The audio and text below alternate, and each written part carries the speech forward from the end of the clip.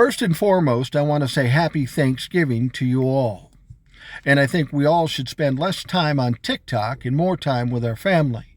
After I get done with this TikTok, that's exactly what I'm going to do. But yesterday, something caught my attention, and I thought it was worth mentioning. We know that Herschel Walker is running for the U.S. Senate seat in Georgia. Now, Herschel Walker has a lot of problems, maybe even some things that disqualify him for running for the U.S. Senate seat in Georgia. You would think the bare minimum for running for a U.S. Senate seat in any state would be that you live in that state.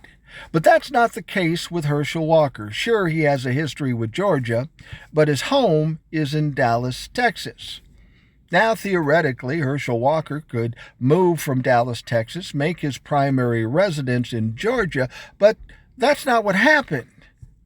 You see, after he announced he was running for the U.S. Senate seat in Georgia, he did his taxes.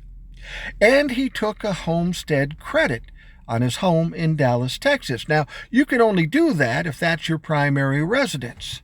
And if your primary residence is in Dallas, Texas, well, how the fuck can you run for a U.S. Senate seat in Georgia? We saw something similar with Dr. Oz. He's from New Jersey, but was running for the Senate seat in Pennsylvania. Fortunately, that dipshit got his ass kicked and he's gone. But now we have this runoff election, Herschel Walker versus Raphael Warnock. In my mind, because he doesn't live in Georgia, he should be immediately disqualified and the win should be given to Raphael Warnock. But will that happen? I don't know. It seems people that are wealthy and famous have different rules.